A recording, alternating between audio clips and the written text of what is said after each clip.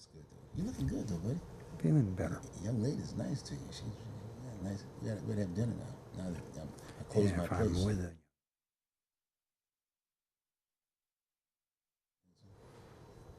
I don't know. We had no fight today. Oh, did you? You're live. Okay, look like we're here.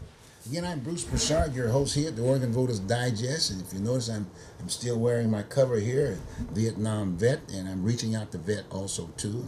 And I normally start off the show now by basically saying to you, if you've got family members who are former military and whatever, please get them to go to the VA. Just call up the VA, Google up VA, and if not, then let them know that to check in, and then they will determine whether or not, in fact, the person was eligible for services, or if not, that they could get their card. And I think that's a very important piece, very important at this point in time, because the entire community of these United States are saying thanks for serving. They want to recognize vets, and trust me, they've got their community now. I mean, people are really trying to do everything they can for vets. Vietnam War, Korean War, those are some of the older guys at this point in time. But the Iraqi war, some young folks and this, that, and the other. I mean, it's all set up. The system is there, whether it's homeless issues or anything along that line, senior citizen housing programs, all that kind of stuff is already there. So with that, I will continue to do that. In fact, I'm going to have a special show just on vets in the very near future, where we're just going to be talking about issues. We're going to talk about stories. I'm going to be having vets on, and we're going to be interviewing the VA and some of the specific programs that are available at the VA to get your attention about the opportunities that are sitting up there at the VA. It's an excellent program, but you got to go and you got to file and you have to register. Okay, with that, we're going to get into our show today. I think we're going to have a very exciting show today, one that needs, if you will, translating. I'll put the word translation on that aspect. A lot of times you'll find, like, again, we're talking about the Portland Public Schools. Portland Public Schools, right here in Portland, Oregon, if you will. It's the largest school district in the state of Oregon. And in all due respect, it's going through transition. And we've been a part of that transition. We've had access to the school board through the person that I'm interviewing today, a gentleman by the name of Steve Buel. He's here with us today.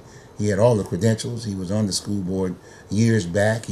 Besides that, he's a teacher. He was a teacher, and he basically got off, and he went out and still teached, and he went out to Washington and taught there for a bit, and then all of a sudden he decided to come back home.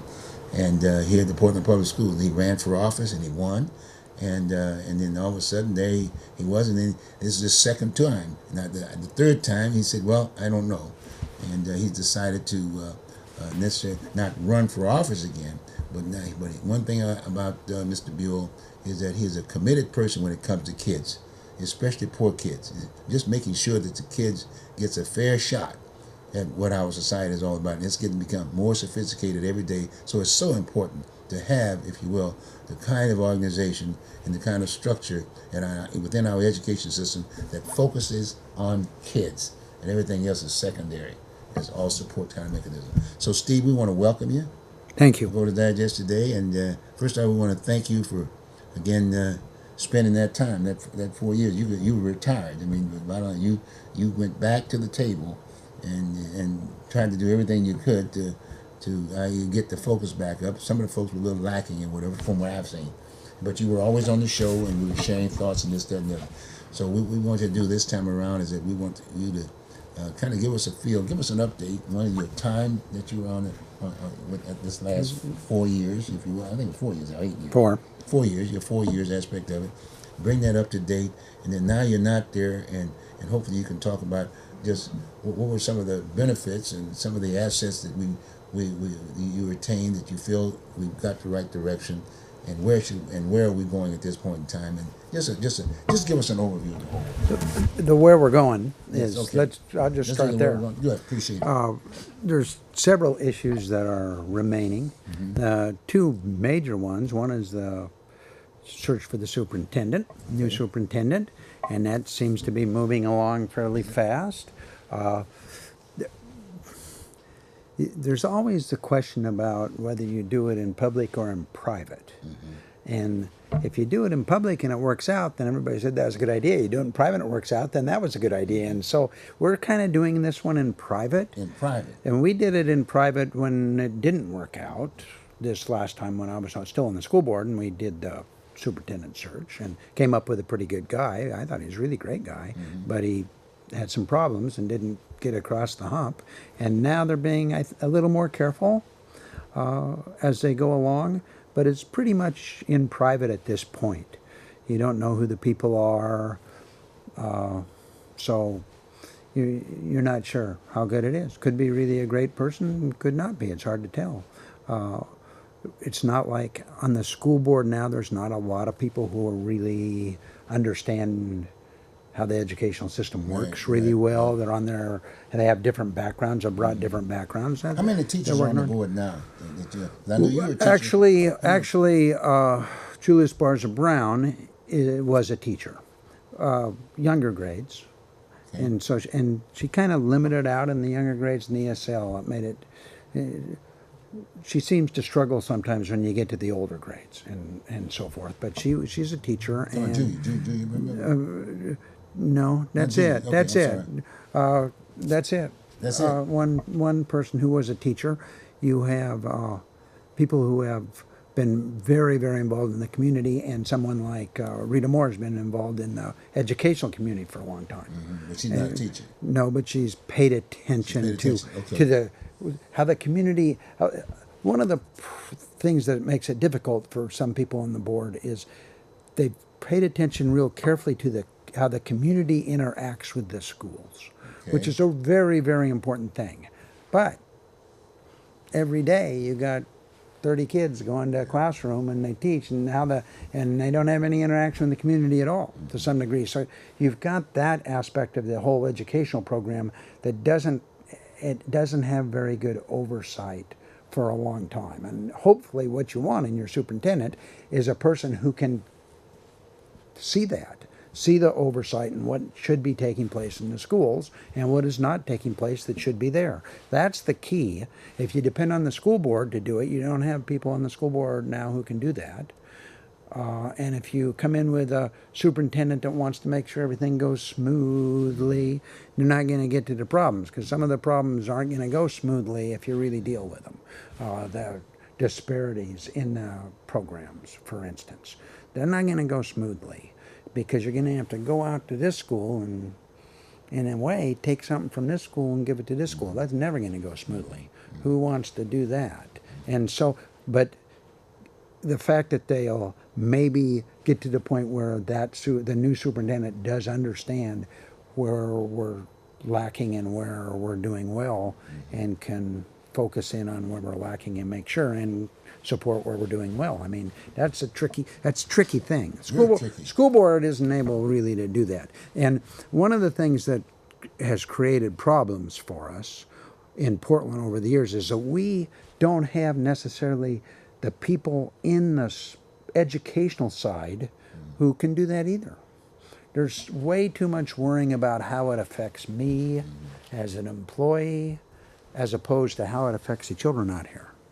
And so if the State Department says, oh, you should be doing this, and it's not the right thing, and often it's not from the State Department, sorry, no offense, I've spent a long time following those guys, and if they say, you should be doing this, and we don't look and say, well, really, not really, that's not going to really work for us, that puts me in a pretty hard spot if I'm an employee, because I'm going against the State Department, and I'm going against kind of the common idea of maybe what should be done.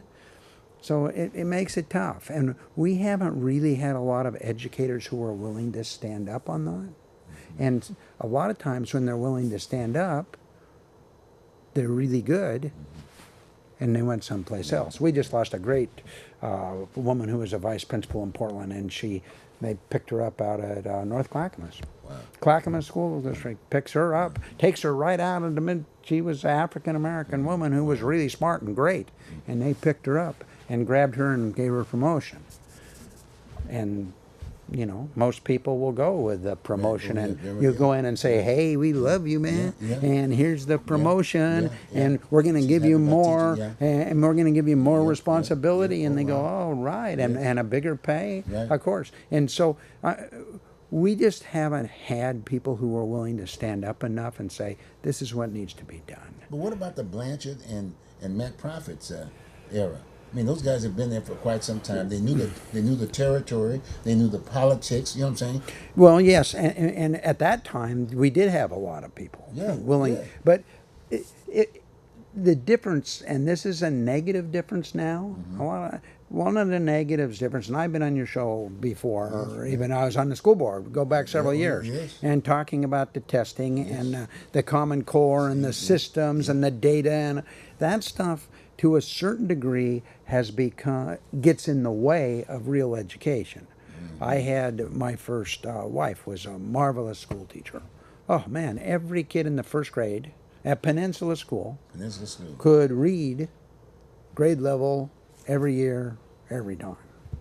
Always. I have another friend who was a fifth grade teacher out in Reynolds, and at that point, I think his school was the lowest economic school in the state of Oregon.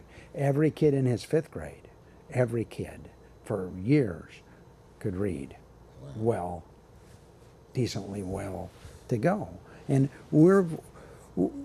it was because they were excellent teachers. It wasn't because they were using this little system that comes from somebody and that they're testing everybody and doing all the data. It was because they were excellent teachers. And we've kind of forgotten that. And so it goes into the second big issue here, which is the negotiations that we're doing. There's a chance we're looking at a teacher strike in Portland, which would be a disaster. It would be a disaster, absolutely horrible. And the whole issue really seems to be around workload. How much do I have? Well, people think, okay, are you working too much? Well, the average teacher works 50-hour weeks. That's practically every study they've ever done shows 50-hour week for the average teacher. So 10-hour days every day for all 180 days.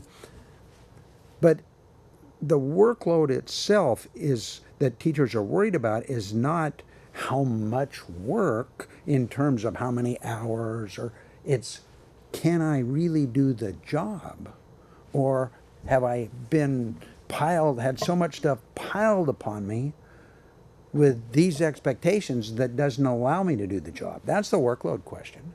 It's not teachers who are, oh, I'm overworked. No, it's can I do the job for my kids? And right now, the answer is, yeah, you got to do all this data stuff, you do the testing stuff, you got to do the Common Core, how are you doing? You got to do. Well, what about the children? What about the relationship and the education, the direct education of those children? That's the problem. And the question is, so you need to maybe limit it. For instance, if you're an English teacher in high school, let's say you have your kids write every 2 weeks, and you have 180 kids. That means you have 180 papers, 180 at about 10 minutes a paper that gives you about 30 hours worth of work every 2 weeks extra on top of the 50. On top of the 50. And so that's good. That gets you up to about 65 every week. Wow. And so what happens is teachers will begin to one of two things: either they just go crazy and they're doing 65-hour weeks regularly, or very hard. But you can do, and they'll do it. Good young teacher will do it. It's tougher on the older teachers who are 58 years old and very experienced. But eventually, what happens? They'll begin to have the kids write less. So the workload is directly connected to the education of the children, which is the thing that we're having trouble seeing that in the school district itself. The people who are doing the negotiations, not familiar with that. Really, the workload it's the key to how much children can learn, because if your teacher's overworked, you can't get to this kid. You can't get to that kid, maybe. You got a kid who's really difficult, but with all these other things going on and sucking in your time, then something's got to suffer. Well, what suffers is the education. Well, Steve, having said that, what do you feel the school district or the board, did the board understand what you were saying over the last 4 years, and how far? What percentage of that did they understand? What do you think? You can understand your house needs to be painted, but you don't necessarily paint it. Right. That's the same. says a That's lot. the same. That's the same with That the. says a That's lot. the same with the school board. They can kind of understand that, but hey, but you have to follow through and do it. yeah. And in this case, you need the negotiations. What they need to do is the school district needs to come forward with a plan that deals with the workload to some degree and says, okay, we're not going to take these high school English teachers and give them 65-hour work weeks. Right. We're going to give them less kids. We're not going to, but a PE teacher might be able to take more kids in their class. It's nuanced. It's little, we do this here and this here. Kindergarten, you want less kids than you do in the fifth grade because it's different. And so you develop a system that allows for that to some degree to play out. That's what they need to do to settle the negotiations. That's all they need to do. Well, look, they do that to settle negotiations. It's Right. not about money. Right. It's about that particular thing. But having said that, again, it's about the kids, and you're right. You were there for the last 4 years, but you were there before then. That's right. But you were a teacher. How many teachers were there with you on that board? How many people on the board? Well, it depends on Greg five- Belisle you had five- taught 1 year, and Pamela Knowles taught 1 year. 1 year. But, I mean, And teaching. before, so were teachers kind of, Pamela Knowles quit teaching and was a substitute teacher and became a lawyer. Belisle taught 1 year in music, I How many years believe. were you there? Well, I taught about 40, but 40 years. it was more than 40 No, if you count the plus, substitute 40 teacher plus, part. yeah, but they didn't have us. You don't go in and do something one time for 1 year and then have a sense of how it all works. Well, I can understand. know. But my point, the point I'm making is, Steve, is that's why you have such a respect with the teachers union. Understand what I'm saying? You have Well- a direct line. So my point is that the issue that you're talking about and stressing it was about the kids. They had that on the board. Yeah, and the teachers have it. The And the teachers teacher- understand the it. teachers understand. They understand and they it. know you understand it. So then, why is it that there's this political stuff that comes to the table, as opposed to spending a little bit more time trying to understand what you were saying? Well, I I'm not trying to- I could never get 4 votes on the board. Wow.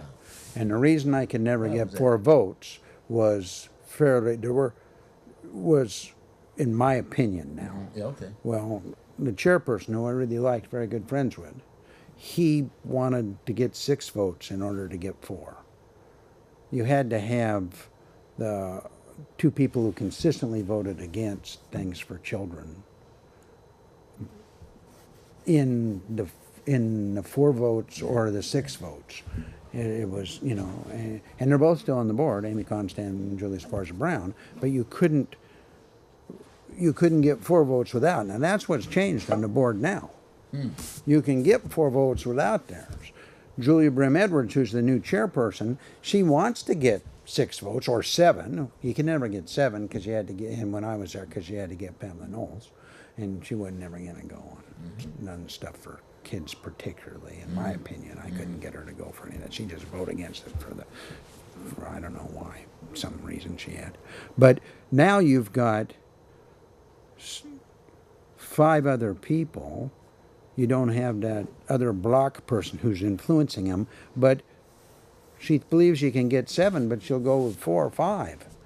Well, if I'd have had 4, criminy sakes, this district would be totally different. So they got 4. They got 4 now. So the question is, will Julia be able to do this? will they be able to do the actual stuff that ends up for the children? Right. And those are some of the things that we're talking about here. One, can you get the negotiations done? Okay, then the next thing, the next issue really is that they've got 2 middle schools coming online, Tubman and Rose City Park, middle schools. Well, middle schools are really hard to make work well. They're really difficult. And now what the problem is, when we had Hurricane Vicky as the superintendent prior to, yes, and she had gone to K-8s. Well, the problem with K-8s, if you don't have enough kids in the K-8s, you can't give them things that hold their interest and engage them. So you have to do that in middle school. But the school district still hasn't figured out a couple things. One, that you really need to engage children at that age in the school system. You can't just go through and make sure we have all these other things in place, the discipline in place, and this in place, and this, but not have engaging activities for kids that year, that age, because they won't. They didn't because they. You can do all this other stuff, but you're always behind. You don't like, for instance, if you have athletics, that athletics won't do the whole school, but it'll take a lot of kids that you now don't have in your systems for rerouting how they deal with education. Because you got the kids playing basketball, and that kid's gonna hang in there and be pretty good. A lot of them, not every kid, but and if you have enough stuff, the band. If you have a marching band, say, then the band. It takes a few more kids, and pretty soon you have this whole, say, table full of children, and some of them are this, and some of them are engaged here. Some of them like art. You engage them here, and then you have a smaller number left, and that smaller number gets small enough so you have a better chance to work with it. If you don't have those other sports and music and art and other things, computer club or whatever, then those kids, they are also part of that group that you need to now work with. Now you're overloaded with, a couple, 300, 400 kids who are really difficult to work with, and the teacher, let alone the counselors, you don't have. You got 1 or 2 counselors, and you got 400 kids, and so what you have to do is you have to engage enough of the children so that it allows you to work with the others. And there's a perfect model of that out here at Alisop Middle School, and it's one of the best middle schools in the country, and it's in a very poor area. But we won't go look at it. Where's this? Oh, David Douglas has a middle school that's terrific, and that's because he did that, and they don't have enough engaging activities. But what he did was, what the principal did was, the principal refused to hire any teacher who wasn't a superstar. He wouldn't just, okay, here's 5 people, I'll pick the best one. He never did that. What he did, he went and he kept going and going and going until he got somebody who was really could connect with children that age. Well, if you can connect in social studies with children that age, to a certain degree, it's similar to playing sports. Yes, right. Because some kids like social studies. I have a brother-in-law who became an archivist, historian, because of a little project he did when he was actually in the 3rd or 4th grade, I believe, maybe 5th. And his little project, and he got fascinated in it. Well, if you have these outstanding teachers that can draw the children in, some of them will pick up and become writers. I have a great niece who's a terrific little writer. She's big time. I mean, she's excellent, and she loves to write. And she's now in high school, but she started when she was a little kid, and she loved to write. Well, you get a few kids who love to write. Well, then you can work with them.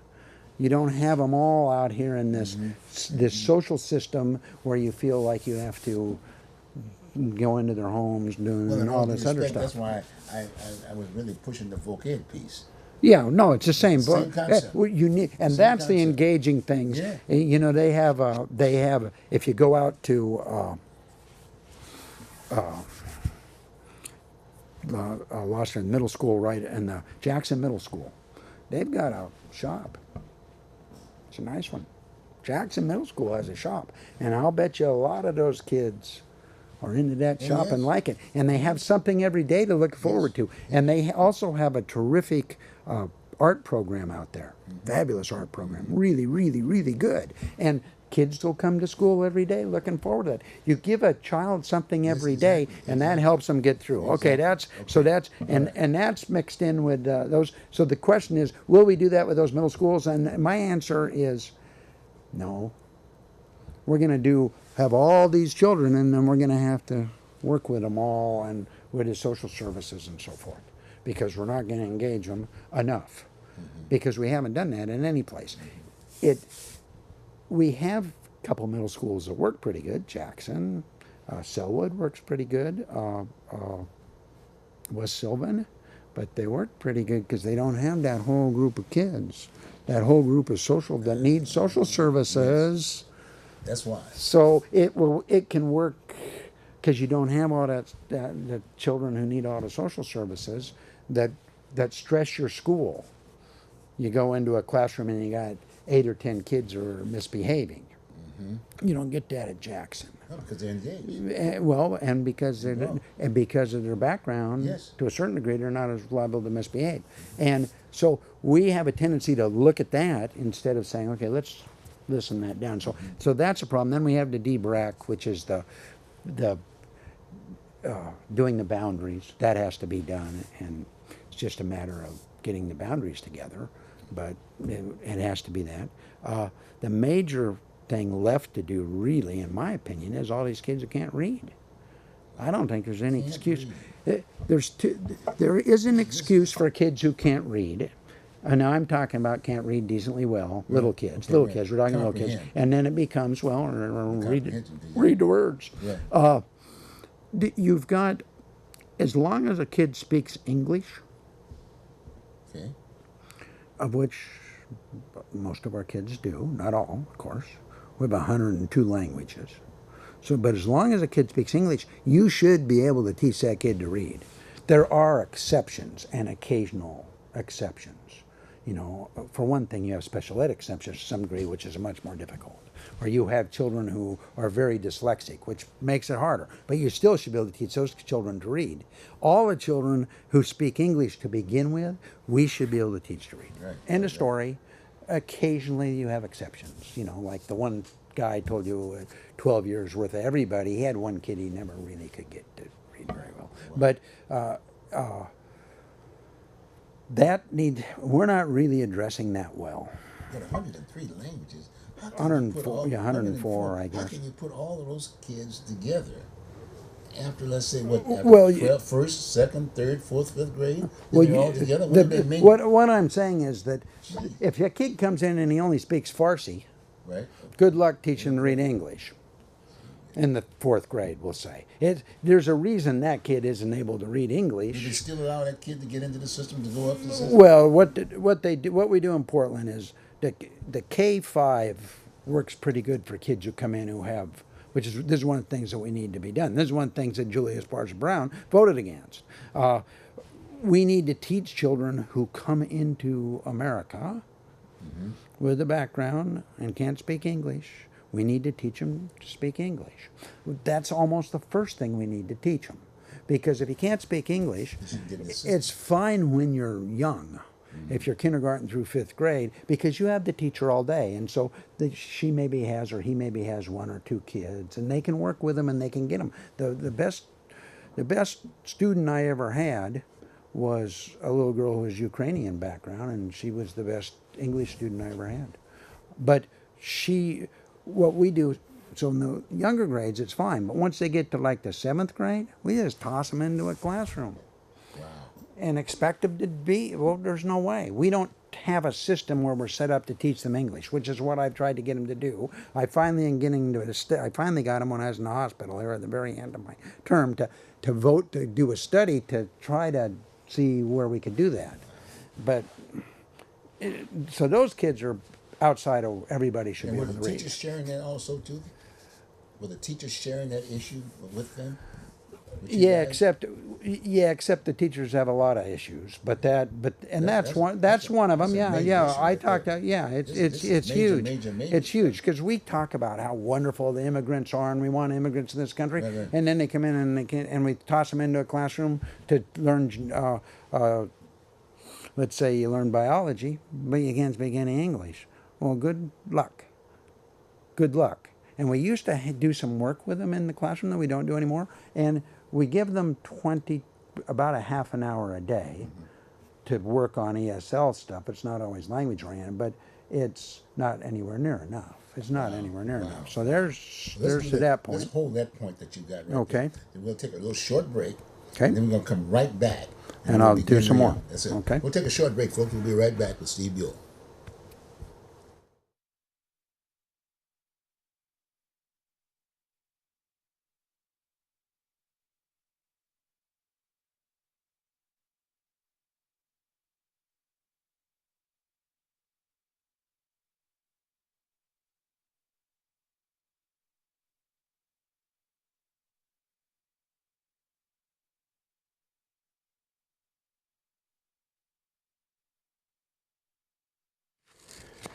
The other guys are pretty good, though. Huh? The other guys are pretty good. And they're slow. They're not creative enough. You know what I mean? They're just not up to.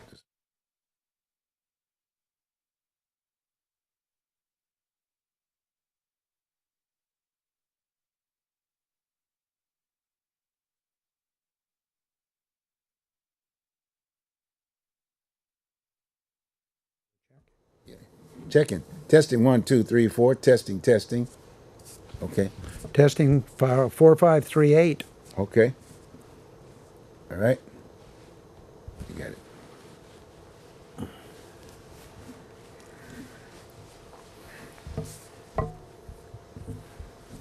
Welcome again to the Oregon Voters Digest. I'm Bruce Broussard. We just took a short break here and gave Mr. Buell an opportunity to relax for a moment, and so we can get right back into the discussion we're having. Again, we're talking about Mr. Buell here. Just basically, he's not on the board at this point in time. In all due respect, and I want you to understand it, and even to the new board members, this is an opportunity for you to get an understanding of what a school board member who's been on for the years and also a teacher. What were some of the issues that he was faced with, and where we are today? And hopefully you'll take it that way, not take it from a political standpoint, because in all due respect, that's basically, as far as from my standpoint, and how they respond to it. Because in all due respect, in the past, he was the only guy that came to the table here. I guess maybe because they knew I was going to ask teachers questions. I don't know. Put it there. Sorry about that. But anyway, but stick with us, okay? Steve, let's get right back to Okay, you. another. We're doing major issues, and we did Major negotiations, superintendent Okay, search, the new middle schools, and kids who can't read. One of the can't reading things. We're doing a new reading program, which is our strategy for the kids who can't read. Well, that's our strategy. And in fact, I asked that specific question. Is this our strategy? Yes. But we did it for 10 schools. Now we're doing it this coming year for 10 more. Well, we got 60-some schools. Wow. So we're going to wait 6 years before we teach children How to read. We get a program where it catches all the kids. Is comprehension a part of that piece? Sure. That's part of the program? Yeah. Okay, that's very important. Well, the program I think that they put together is pretty good. So 6 years from now, when your kid goes in the first grade, right, they probably have a pretty decent reading program for them. Comprehending. Yeah, well, they've had them in the past. Well, I tell you. A lot of it is just motivation. Yeah. Are we going to decide they're all going to read? And that's one of the problems that the testing brings in. Right. Because if our objective is to have them, let's say they used to have what they call benchmark. Right. This is where we want every kid at least here. That's average, basically. So we want to know how many kids we have at benchmark. Well, no. What we really want to know is, do we have any kids who can't read? And if they can't read well, then we need to teach them to read. Right. That's what we need to know. But that's not where it works. Simple. That's not how it works. It doesn't work like that. That's the old style teacher who wanted to make sure every kid could read in their classroom. That's what we need to go back to. Can every kid read? No, they can't. Then what are we going to do to make sure that kid can read? Wow. And we just can't have all these children going out into society who can't read decently well. And that's the problem, by the way. It's a big problem. It's called gang problem. It's also drop out of school problem. It's huge. It's huge. Social services. One of the other major problems that they still have is the disparities in programs. In other words, if I'm up in the West Hills, and if I'm going to have better programs, more programs, and to a certain degree better, which I'll explain in a minute often, but more programs than kids in poorer neighborhoods. Wow. And really, the kids in poorer neighborhoods probably need more stuff. But that's how it's worked for a long time. That's what the Paul Anthony thing, where he sued, that's what it was about. Paul Anthony's on the school board. Let me know real quick. Paul was on the school board. He's on the school board, and he had sued the school. He had sued the school district and said, "You're not making equal opportunities for children, and particularly in programs across the board." And what he did, he put together and he got all the programs. First one that ever did it. Heck of an achievement in a way, because they didn't. I don't know if they didn't want it out or what. But here's this school, here's the programs. Here's this school, here's the programs. Here's this well-to-do school. Here's the programs. Hey, look pretty good. Here's this school that's kind of poor. Wait a minute. And that's what. And so he maintains, and then he withdrew. They were pretty mad at him, and he withdrew his suit because he says they're now moving forward to take care of that. You got to be kidding me. Well, I think if they'll do the stuff that I set up, Yeah, but the committee that I got them to set up, right. then they are moving forward. So the question is, will they continue to do that and actually do it? But the way the article Depends. They say they will. Steve, in all due respect, the way the article was written and what I read, that they didn't talk to the solution in terms of what you just said. What No, I got them? Yes, no, you're correct. It didn't? And so they said they're going to do it, and they're okay. We're going to do this. That's what got Paul to withdraw, according to Paul. When I That's talked not to the him. article, though. I'm just saying. I'm talking about the universal piece, the article. Yeah, well, the article, news. right? They don't even right now. And the parents are out Right there now, trying to if I asked one of those new members on the school board, what are you doing to do the disparities? They wouldn't know. They wouldn't know. I would think. know. I would guess they wouldn't. They might have, because I explained it to Julia Brim Edwards.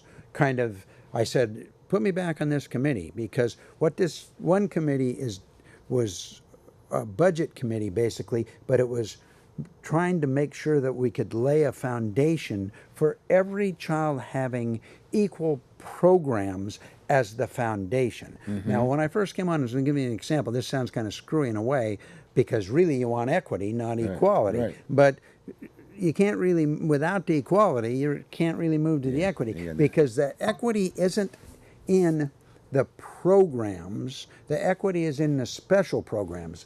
When I first came on the school board, I got them to cut the grass. So if you went to Jackson Middle School, they'd cut the grass. It was beautiful. You went over to North Portland School, burning. They weren't even cutting the grass. I mean, literally the whole year. Wouldn't even cut the grass. Didn't cut the grass in the front lawn, and because it was going to cost them a little bit of money, Right. and it was going to take two people to do it. Well, I believe that that's a foundational aspect Right. of your school. Every kid comes to school, you should have your grass cut. Right, It right. should look decent. Sure, You should be a little pride in your school. sure. Well, it's the same thing for your basic foundation.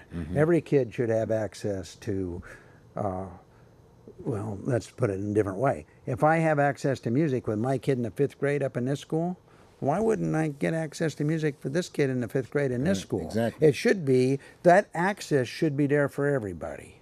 So if I'm going to get a choice of 12 different electives in this school, well, I should get a choice of a whole bunch of electives in this school too. I mean, it should be, if I have languages being taught in this school as part of the be the basic same. thing, then it should be the What about just that's all? right. And the so same that's the elected- foundation. What about the same electives for all schools? Well, as long as the electives might be different, sometimes they depend on who the teachers are. Yeah, but I'm still saying. Right, but basically you should have this wide choice at all schools, say. So it should be equal that way. I'm not sure it should be the exact same one, but it should be equal that way. But then what you do is the equity piece is in the special programs. So on top of that foundation, you put the special programs. But right now, a lot of our special programs were catch and catch can. So you got, okay, the reason you got a special program here is because we had this teacher who thought it was a good idea, and blah, blah, blah, blah, blah, blah. Or everybody gets one. Well, if I got 58 kids that need it, and this school has 12, everybody gets one, doesn't work. If I got 58 kids and they got 12, I should get 6. Exactly. I should get 5, and they should get 1. And so how do we make those decisions for special programs like special reading, TAG, ESL, language for second language, which is a little different than ESL to some degree. How do we make those decisions? That should be clear to everybody, so then it's equitable. And so, but then, as a very smart man I talked to 2 days ago on this exact same topic said, yeah, but what about the community aspect, and what about this and this? Yeah, that's right. But until you do the foundation, you really can't build the house. And you can do the special programs, becomes part of that foundation. Once you get that all done, then you can look and say, they're raising $300,000 for 4 teachers up here at this school, and they're getting all this extra stuff. Then we could talk about it. Now you can't even talk about it because it all mingles together. See? So setting up that foundation is a really important thing in order to allow you to deal with it. Another thing, another real problem that came out in the Paul Anthony thing too, where the PAPSA, the Portland Association of Principals. Okay, They yes. were real critical of him, and because he would kind of, and I was the guy, they're critical of me too, because we would go kind of stick our finger into Yeah, yeah, actual yeah, problems. yeah. What a reason that we were, of course, is because they weren't being taken care of. Mm-hmm. If they'd have been taken care of, why do you want to make more work Yes, for yourself? exactly. I didn't have to make any more Right. work for myself, Mm-hmm. but I wanted the problems taken care of. And they weren't Kids. being About addressed. the kids. They were not being addressed, and they really weren't being addressed. Huge numbers of them, and so one of the things was that our hiring of principals was really faulty how we were doing it. So you're my principal, I'm your assistant principal. I'm going to suck up to you all over the place, and I'm your protege. Right. You're going to support me, Right, and I'm exactly. going to do what you want. Yes. And I might then go over and just be nasty as heck to these teachers over here, but I'm going to be great with you. We're Yeah. buddies, man. Yes, yes. And so what we were doing was hiring the new principals from our assistant principals or our vice principals. We were hiring them as the new principal on the say-so of the principal. Oh, wow. And so we were ending up with some principals that were not very good. I'm sorry, it's the only way to say it. I'm not going to Yeah, name no, names that here, makes but sense. I'm That telling makes- you, yeah. you can Yeah. see letters like I can it's see why. unbelievable. I It's can see unbelievable why. I how can bad see it was. why. And so I got them to change that. In the background, I kind of influenced them to do it. You could never get that kind of stuff through the school board, but I could go talk to the HR director and say, hey, why don't you do this? And then HR director, he did that. He started to do that. So now we're not doing that, but we're also, so what is the, how do we deal with the principals and what do we ask them to do? And how do we make sure that they're doing a good job? That's really got a lot of work yet to do. That's the accountability of the principals. The principals are key.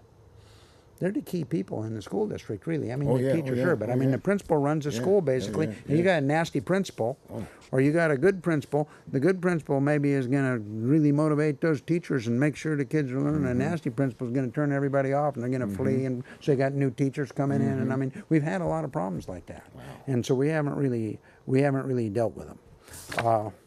Another problem, though, and this is a harder one to understand that we haven't looked at well. Just the general education that we are doing in the school system. In other words, are we teaching kids social studies? When we teach social studies, are we including a lot of multicultural social studies in there? You know, and one is obviously better than the other. How strong is our math teaching? How are we teaching kids about civics?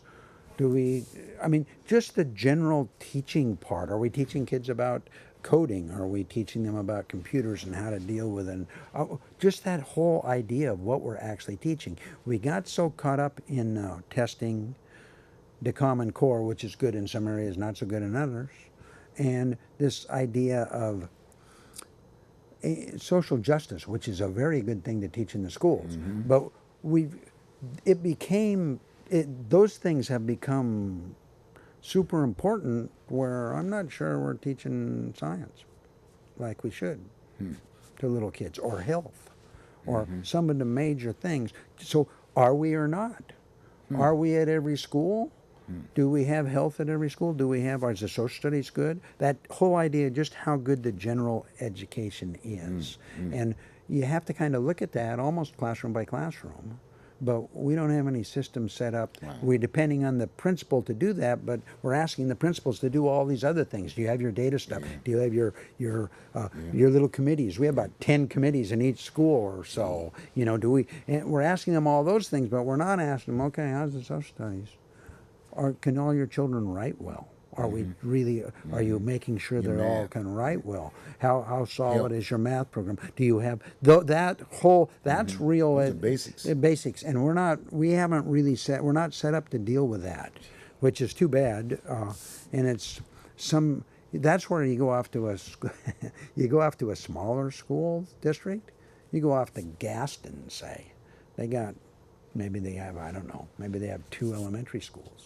You know all the superintendent knows all the teachers, how they're doing. Everybody can know. You can get pretty good education because you say, well, this one ain't doing so good. In Portland, it's way harder to follow. So you have to have the principals on top of that, and our principals, we're asking them to do all this other junk and that it's hard for them to be on top of that. To sit down and say, if you're my teacher, I should be able to sit down and say, tell me what you're doing in social studies, and we'd talk about it and say, well, what about this? And you have suggestions, and tell me how your math, where your da da da. Now we say, well, show me your data on the such, and show me your, how are you doing on your testing? And it doesn't work very well. It doesn't work very well. Another thing that we're not, I think one of the last major issues is the public image. Public image. The public image of the school district is not very good. Haven't been very good for a long time. Haven't been very good since the 80s, really, where it was pretty darn good in the 80s. I mean, we were considered as good a school district practically as there was in the country in a big city. But now it's not very good, and it's not going to be solved by everybody getting along. It's going to be solved, in my opinion, by responding to the issues in an intelligent way that makes some sense and really brings children forward. If I'm my kids in this, it's like there's when you do national studies and surveys and stuff, the idea of parents about how good the school system in the United States is, how good is it? It's not very good. But when they ask them about their own classroom, their own kid's classroom, they're way better. Way better. Their own kid's classroom's great, but the whole system stinks. Well, that doesn't fit. And what we need to do, I think the school board's making some good decisions to start with, but if they don't address the disparities, and they don't address these things, you'll never really get back to where they should be, in my opinion. You have to address the problems in order to actually have people say, this is a good school system. Again, you got to address the problems, because they're problems. And the problems aren't we've had a tendency to address the adult problems, not the problems in the schools with the children.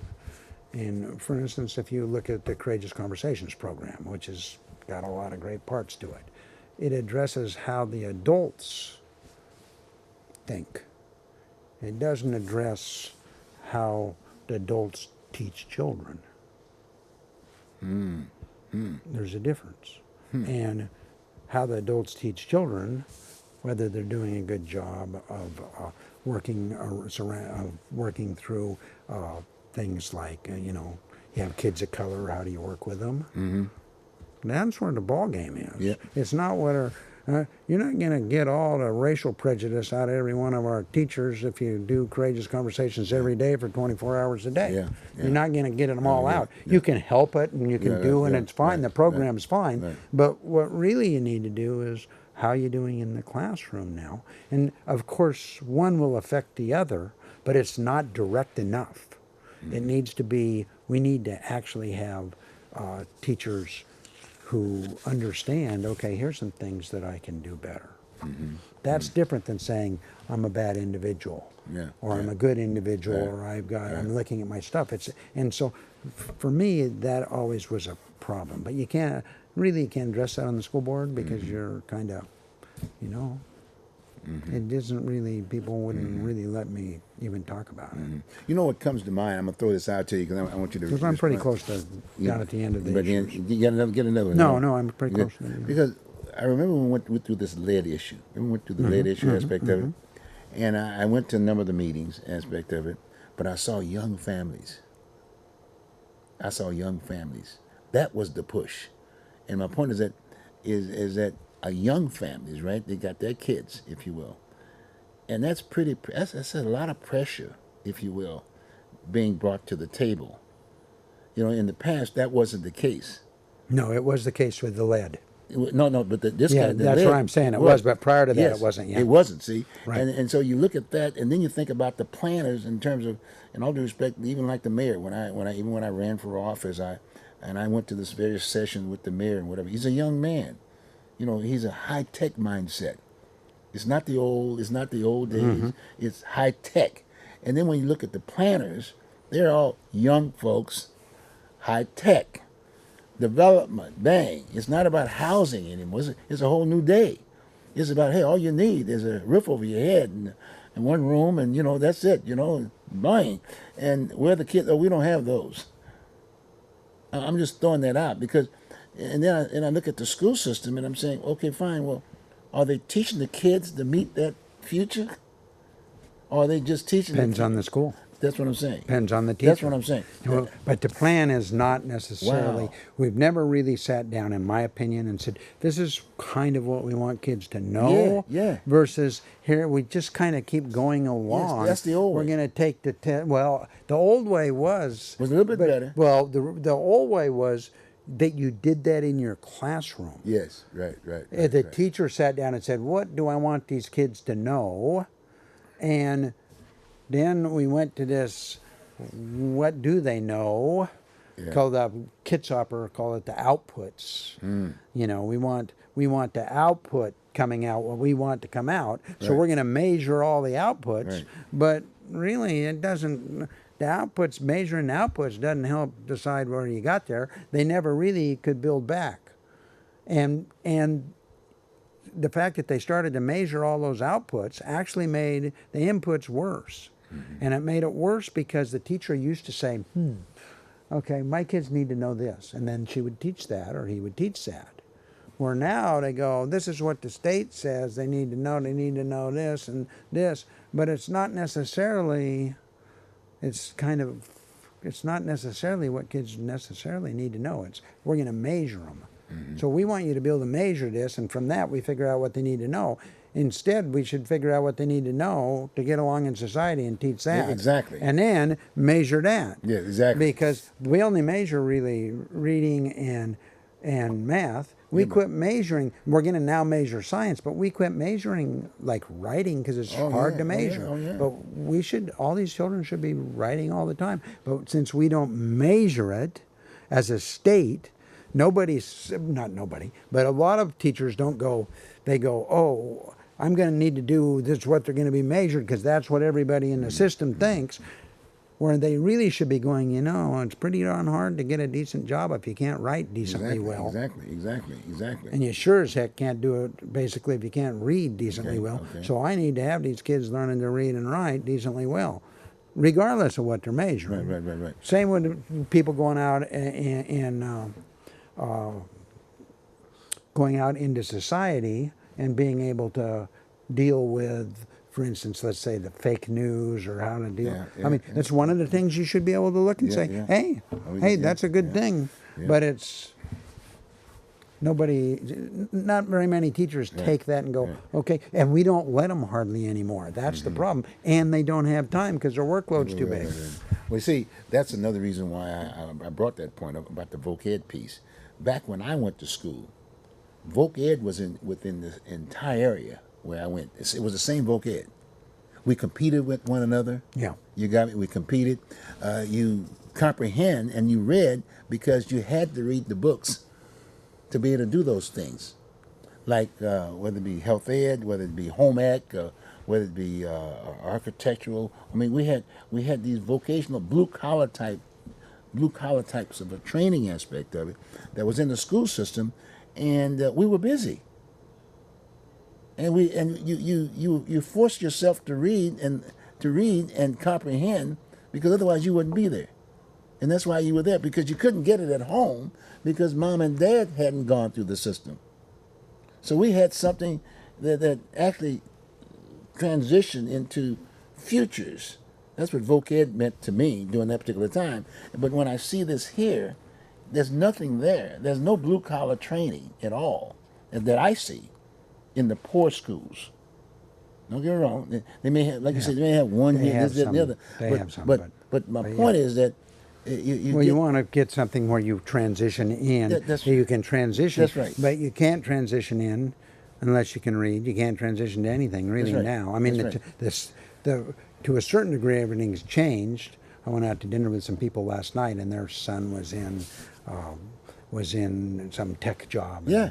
And doing all the tech stuff, which he needed to learn someplace. Yeah. We should be teaching that. Yeah. And that, in a way, is vocab, the tech job, the tech stuff. But little Johnny here, little Johnny's here. Their parents aren't acute, if you will, to what's going on in the high tech piece.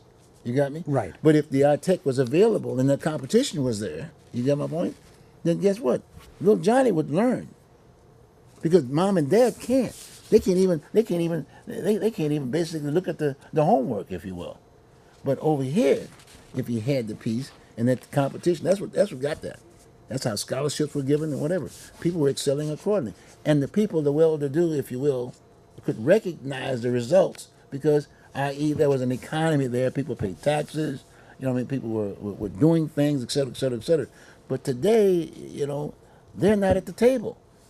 That needs to be recognized also, too. They need to know that, hey, this has a major impact on the economy if these people don't succeed. That's what we are today. Yeah. And then we come up with acceptable new economic venues like gangs and this, that, and the other, and specialty items in that social end of it. We didn't have that when I was going to school. And one of the problems is that we don't work backwards. In other words, we're worrying about the number of kids who graduate. But, so we go look at the high schools, which is fine, but we should be looking at the first grade. Yeah, exactly. Because if you don't learn to read in the first grade or learn to write decently well, you have a tough time graduating. And if you go off to college, you can't do it. I have a friend who just retired, who was an ESL teacher, and she was suing. She went to the Office of Civil Rights because the kids that she had in ESL, we didn't have a program that was set up to allow them. They can't even speak English decently well. Well, good luck going to college. Good luck going out and getting a job in almost any pretty good job if you can't speak English. You can do it if you speak Spanish and English. I can get work if I speak Spanish, but if I speak Farsi, I don't. Good luck if that's all I speak. You know, one of the neat stories in the school system is that the superintendent, the man who's superintendent right now, who's done a wonderful job in both the financial stuff in the school system and the facilities. He's the guy that pushed and got the stuff going on in the bond and the safety and so forth and the lead. He taught himself. He came out. He's an immigrant. He came in when he was 23 into the United States. He didn't speak any English when he was 23 years old. He taught himself English. But guess what? That existed when I was going to school. We only had one language. It was English. Right. But my point was he taught himself English. Okay. And so by teaching himself English, what we need to do is teach children English well enough so they can do what he did. Exactly. And now he's running the school system right now until we get a new superintendent. Well, Steve, this has been great. You know, you got to come back. You know, we've got a lot to talk about. And you know, in all due respect, they need help. A couple of years, I'll be back. Yeah, but they need help. No, but they need help. I mean, the folks, in all due respect, they need help. I know how committed you are for kids, and so we've got to have you back. Okay. I like being on your show, Bruce. Thank you very much for the time, buddy. Yeah. Thank you.